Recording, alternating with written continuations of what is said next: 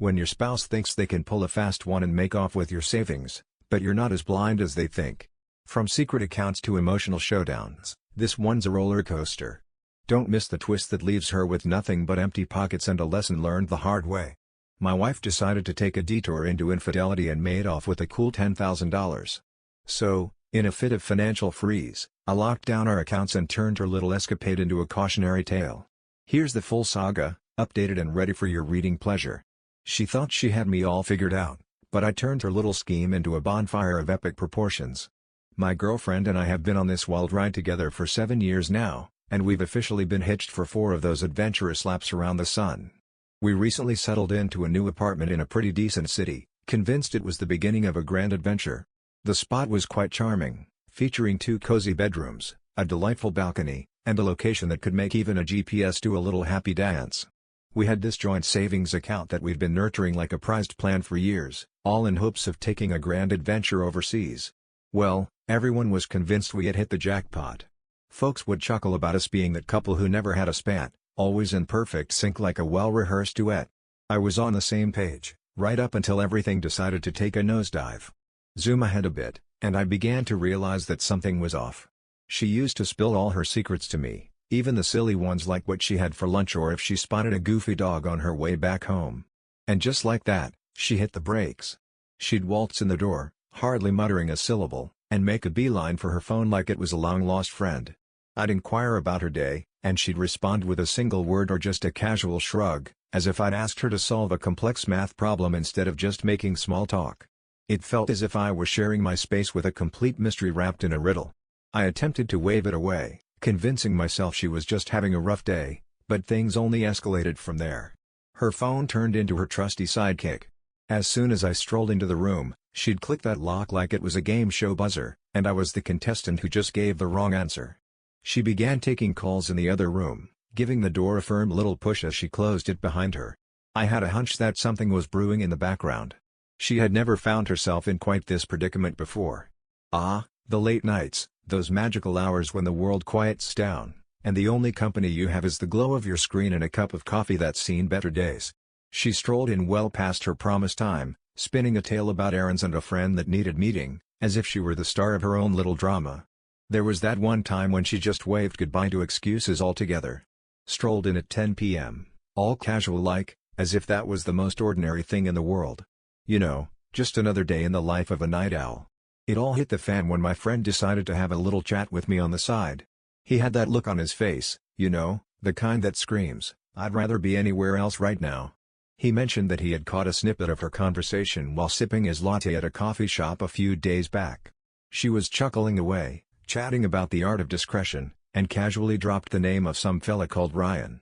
He was hesitant to leap to any wild conclusions, but he figured it was worth a mention to me.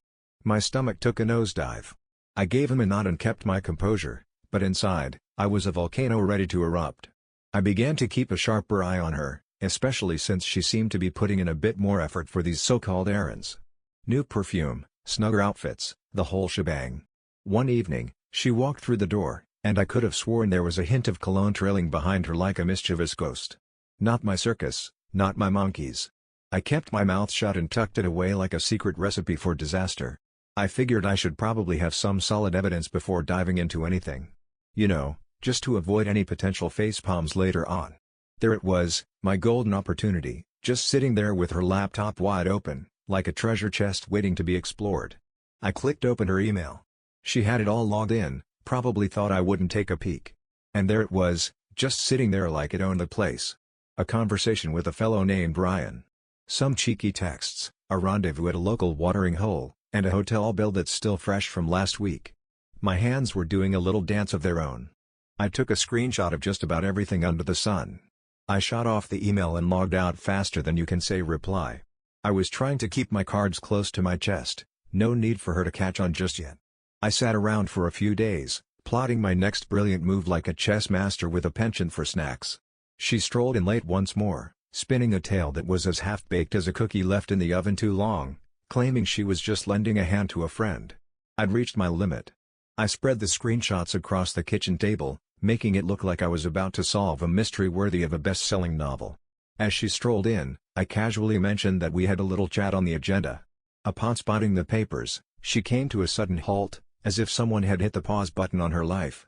I inquired about the identity of this mysterious Ryan fellow. She put on her best clueless act, insisting he was merely a friend and that I was making a mountain out of a molehill. Are you seriously going to pull that stunt right in front of me? I've got the emails and the hotel receipts all lined up like little soldiers ready for inspection. Oh, come on, you're not fooling anyone here. She got all riled up, insisting I had no business rummaging through her things. I let her know that she waved goodbye to that privilege the moment she decided to play hide-and-seek behind my back. She attempted to turn the tables, claiming I was the one pulling the strings and that I had trust issues with her. I wasn't going to put up with that nonsense. I informed her that she had a whole hour to throw some clothes in a bag and make her grand exit. She burst into tears, insisting it was all a big mistake, that it didn't mean a thing. I couldn't have cared less. I informed her that her excuses were about as welcome as a rainstorm at a picnic and gestured toward the door. She shuffled her feet like a reluctant child, attempting to convince me that we could just hash it out and make everything peachy again. I informed her that the whole us thing had officially packed its bags and left the building. She shattered that the moment she decided to stray. She stuffed her bag with clothes, all the while attempting to lay a guilt trip on me, claiming I was tossing away 7 years for absolutely nothing. That really got under my skin.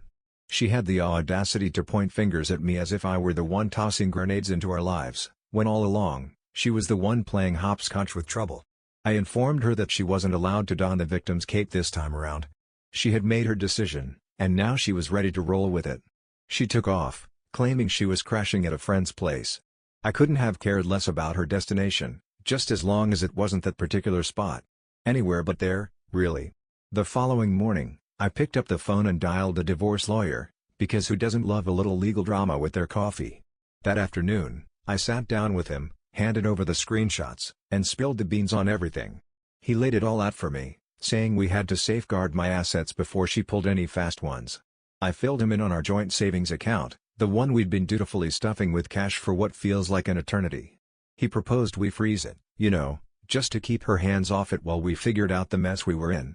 I told him to go for it. I shot her a message letting her know the divorce papers were on their way and that she might want to start scouting for a new place to crash. She claimed I was being downright heartless, insisting I hadn't even let her get a word in edgewise. I shot off one reply, and you laid it all out when you snagged that hotel with Ryan. Well, that's a wrap. And just like that, I hit the block button on her number. The apartment was under my name, so I could rest easy knowing she wouldn't be making a surprise return anytime soon. Well, I went ahead and changed the locks, just to be on the safe side. She left behind a hodgepodge of clothes and odds and ends, so I gathered it all up, stuffed it in a box, and dropped it off at a storage unit. Just another day in the life of a professional mover, right? I shot her a quick text with the access code, adding a friendly reminder not to swing by the apartment. If she gave it a shot, I'd be dialing 911 faster than you can say not today. A couple of days later, I found myself sitting across from the lawyer once more. He had the divorce papers all set and suggested we should file them, pointing to infidelity as the reason. Classic, right? He also tossed out the idea of hiring a forensic accountant to take a deep dive into our finances. I told him to pull out all the stops, no matter what it took. She was relentless, trying every number in the book to get my attention. Even roped in a friend to call me, claiming she was a total wreck, sobbing like a soap opera star, insisting I should at least lend an ear. I told my friend that I had reached my limit on the tall tales front. The last time we chatted, she dedicated half her time to crafting excuses and the other half to painting me as the villain in her little drama. I'm counting down the days until she's a distant memory, like that one pair of socks you can never find a match for. Ah, that's the bit that really gets under your skin, doesn't it? When someone you've spent your entire life with suddenly starts treating you like that one roommate who can't stand the sight of you. It's like, surprise. I didn't realize I was living with a grumpy stranger. Well, that hits like a ton of bricks, doesn't it? And then she pulls the classic move of accusing you of being controlling, all while she's the one playing hide and seek? Oh, really now? Here's the latest scoop. So, a little while ago, I shared the delightful tale of discovering my soon-to-be ex-wife in a rather compromising situation with a fellow named Ryan. Let's just say, I didn't need a detective to find the evidence, her emails were practically shouting it from the rooftops. And, well, I gave her the boot right after that little revelation. I kicked off the divorce process and took the time to secure my finances like a squirrel hoarding acorns for winter. Once I showed her the door, My lawyer rolled up his sleeves and dove into our finances, making sure everything was as squeaky clean as a freshly polished floor for the divorce proceedings. He rang me up and said he stumbled upon something that just didn't feel right in his gut. She had gone and opened a whole new savings account at a bank I wasn't even aware of, and lo and behold, there was a nice little stash in there, around $10,000, to be exact. From what he could gather, she'd been sneakily stashing away cash for months, likely convinced she could keep it under wraps when we went our separate ways. We had been stashing away our pennies for what felt like an eternity, and there she was, plotting to pull the rug out from under me while she gallivanted off with Ryan. My lawyer mentioned that her little secret about the account could really bite her in the courtroom. Who knew financial surprises could be so dramatic? I suggested he wield it like a secret weapon against her. I figured I'd go for the jugular, targeting her social circle like a cat with a laser pointer. She was playing the victim card like a pro, weeping to anyone who would lend an ear about how I was the villain for pulling the plug on our little saga. I compiled a little dossier with the email screenshots, the hotel receipt, and a brief summary of her escapades. I shot it off anonymously to a handful of Ryan's friends and family, whose contact info I stumbled upon while wandering the vast wilderness of the internet. Finding them was a piece of cake. A few days later, my friend casually mentioned that her reputation was as good as a mud pie with Ryan's crew. They went silent on her, and even Ryan joined the ghosting party, likely to avoid any unnecessary drama. Classic move, right? As we strolled into the next court hearing, my lawyer was all set, like a chef with a perfectly prepped souffle. He unveiled the evidence of her secret stash, revealing how she'd been quietly tucking away cash like a squirrel hoarding acorns for winter, all while keeping it under wraps from everyone. She attempted to put a positive spin on it, claiming it was merely for personal expenses, and honestly believed it was no big deal. The judge decided to hit the pause button on her account until they could sort out what belonged to the couple and what didn't. It's like a financial game of hide and seek, but with a lot more paperwork involved. She sat there, her expression as if someone had just told her the punchline to a joke that wasn't funny at all. Post-hearing, she decided to ring me up from a fresh number, as if I wouldn't notice the sneaky switcheroo. Somehow, she managed to get her hands on it, and let me tell you, she was in a world of trouble. She practically pleaded with me to have a chat with my lawyer and convince the court to thaw out her account. She mentioned she was flat broke, couch surfing at a friend's pad, and just couldn't keep up with it all. "What on earth makes you think I'd lend a hand here?" I declared. She burst into tears, insisting she never intended to hurt me, that she was just looking for an escape route. I mentioned to her that maybe, just maybe, she ought to have considered that little detail before embarking on her covert operations. She attempted to turn the tables, claiming I was being heartless and throwing her life into chaos. I interrupted her and pointed out that she made that choice all on her own when she picked her affair partner over her marriage. I ended the call and hit the block button like it was a game of whack-a-mole. That call just had me digging my heels in even deeper. My lawyer laid it out for me. Her little game of hide-and-seek with the account wasn't just a sneaky move, it was perjury, plain and simple, since she conveniently forgot to mention it during the divorce drama. He mentioned it might just sink her hopes of snagging anything in the settlement. I advised him to give it his all, ensuring she wouldn't have the chance to pull any more of her little tricks. I reached out to her bank and, lo and behold, managed to get our joint account frozen. Who knew I had such power? Neither of us could lay a finger on it until everyone gave it the thumbs up. Well, I was doing just peachy. But I had a hunch she was counting on that joint account to keep her afloat, especially with her secret stash all buttoned up tight. When I mentioned the freeze, she really let loose. She rang me up, practically shouting that I was out to get her, claiming it just wasn't fair. She tossed a few jabs my direction, but I just chuckled and ended the call.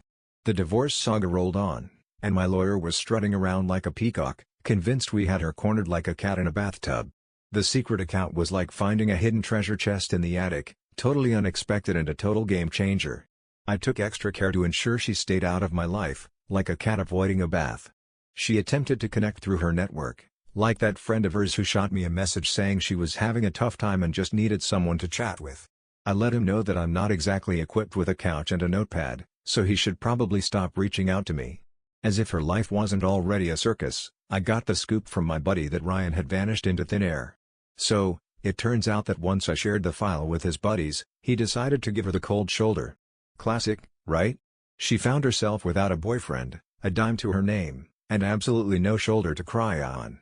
The court is still untangling the last bits and pieces. The proof of her little escapade in that secret account is as clear as day, and trust me, The judge isn't about to cut her any slack. I'm ensuring that every detail of this divorce is so tight that she won't be able to slip through the cracks of accountability. I'll drop another update when I've got more juicy details to share. I really appreciate the love on my last post, you're all the best. It's nice to have a little support squad cheering me on with this one. Oh, you mean that secret stash of cash just waiting to be discovered? Now that's a whole new level of sneaky business. She was mapping out her grand getaway, convinced you'd just lie there like a sleepy cat while she siphoned off your joint savings and made a break for it with Ryan. The joke's on her, isn't it? He took a plunge the moment chaos reared its head. In the end, she found herself a bit shattered and flying solo. Don't let her pull you into the guilt trip of hers. She was fully committed to pulling a fast one on you, that is, until the universe decided to remind her that karma has a way of showing up uninvited. You're simply looking out for yourself and claiming what's rightfully yours, like a knight defending their castle, minus the armor and the dragon, of course. Here's the latest scoop. Well, look who decided to pop back in after a little hiatus. The divorce has been a real slog, but it's finally wrapped up, and I must say, she didn't exactly win any beauty contests in the process. She pulled out every trick in the book to wiggle her way out, but I made sure she faced the music like a reluctant karaoke star. And so, like a well-tied bow on a gift, here's how everything came together in the end. Once the court put the brakes on her secret stash, everything started happening at lightning speed. My lawyer made sure I was in the know, admitting that her little hiccup of not mentioning that $10,000 was quite the blunder on her end. We really put our backs into it to ensure she didn't slip through the cracks. The divorce hearings were like a game of chess, only with more shouting and fewer knights. She just wouldn't stop twisting the story, playing the part of the poor, misunderstood soul. Zoom ahead. The day of reckoning at the courthouse finally arrived. My lawyer unfolded the whole saga like a gripping novel, complete with emails that read like scandalous diary entries, a secret account lurking in the shadows, and a plot twist where she'd been scheming to pull the rug out from under me for months. She attempted to pull the old, "Oh, it was just my personal savings" trick once more, but the judge wasn't buying it this time. He straight up accused her of lying under oath, no beating around the bush. Her lawyer put on quite the show, claiming some of the cash was all hers, but let's just say the evidence had other plans and was piling up like laundry on a Sunday afternoon. The judge decided that 75% of her secret stash was fair game for both of us, which meant I walked away with a cool $7,500. Not exactly winning the lottery, but hey, I'll take it. We had to freeze the joint account, and let me tell you, it was split 80-20 in my favor, thanks to her little adventures in dishonesty. Well, that added another $12,000 to our little treasure chest of savings. She strolled off with a handful of coins, raking in around $3,000 for both accounts. Not exactly a fortune, but hey, every little bit helps, right? To top it all off, she found herself staring down a $4,000 fine for telling a little fib to the court. Her lawyer was on a mission, insisting she deserved alimony to help her get back on her feet and kickstart a fresh chapter. My lawyer nipped it in the bud faster than you can say legal jargon, reminding me that she had a job and her antics meant she wouldn't see a cent. The judge nodded in agreement, and just like that, she walked away with absolutely nothing to show for it. She also had to chip in for half of my legal fees, which, believe it or not, included the expense of unearthing her secret stash of cash. Well, there goes another $3,000 straight from her wallet, like a magician making money disappear, poof, just like that. When the dust finally cleared, she found herself both broke and simmering with frustration. A couple of days post-divorce, she shot me an email. Honestly, I have no clue why I even clicked on it, but I suppose my curiosity got the better of me. I mean, who wouldn't want to see what wild idea she'd come up with next? She mentioned that making rent was a bit of a juggling act, currently bunking at a friend's place, and could really use a hand. She had the audacity to request a tiny loan to tide her over, swearing up and down that she'd return it. You've got to be pulling my leg. You pulled a fast one, spun a few tall tales, and thought you could make off with my stuff. Get to the bottom of it. I hit send and shot the email over to my lawyer, just in case she decided to pull a fast one on me. Word on the street, courtesy of my buddy, is that Ryan has vanished into thin air. So, it turns out that after I shared those screenshots with his buddies, he decided to make a swift exit. She wasn't keen on lugging around the extra baggage that came with her chaos. She found herself single, broke, and with her reputation taking a nosedive into the gutter. My buddy mentioned that her friend was starting to get a bit tired of her crashing there, casually dropping hints about wanting her own space. Well, that's a bummer. I switched up my phone number and put the social media accounts on lockdown. No more peeking in on my life for the nosy folks out there. She wasn't going to find another way to get in touch with me, that's for sure. Word on the street is that she's now calling a budget studio in a not-so-great neighborhood her home sweet home. She clocked in those extra hours like a champ, all to keep the lights flickering, and then her friend finally had the nerve to say, "You really need to get out more." Honestly, the specifics are as interesting to me as watching paint dry, and I'm perfectly fine with that. She really believed she could pull a fast one on me, spin a tale right to my face, and waltz off with an easy life. Oh, the audacity. Instead, she's just getting by, while I'm strutting off with my share like a kid with a candy bar. Honestly, the divorce really knocked the wind out of me. Letting go of someone after 7 years is like trying to untangle a pair of headphones, frustrating and a bit painful, especially when you thought you had it all figured out. But hey, I'm not just lounging around throwing a pity party for one. I grabbed my slice of the cash pie and decided it was high time to lease that shiny new car I'd been daydreaming about for ages. I've been hanging out with my buddy and a couple of other pals, enjoying some cold beers, catching games, you know, the usual shenanigans. It's a breath of fresh air to reclaim my life, free from the cloud of her tall tales. She made one final attempt to reach me, leaving a voicemail on a friend's phone because, well, I'd blocked her number like a pro. She claimed I was in her debt for swiping her savings and turning her into the star of a not-so-flattering show. I told my friend to hit the delete button and spare me the drama. Seriously, who needs that kind of nonsense in their life? She's still attempting to lay this whole mess at my feet, as if I'm the mastermind behind the cheating and the disappearing cash. It's a bit sad, really. I mentioned it to my lawyer, and he casually said that if the harassment continues, we can always whip up a restraining order. Easy peasy, right? Well, I really hope it doesn't come to that, but if it does, I've got my game face on and a plan in my back pocket. I really appreciate all the love on my recent posts, you're the best. You all kept my feet firmly planted on the ground, like a well-watered houseplant that refuses to budge. I'll keep you posted if anything else comes up, but for now, I'm waving goodbye to her and heading off to greener pastures. The moment she pulled that betrayal stunt, she waved goodbye to any claim on your time and energy.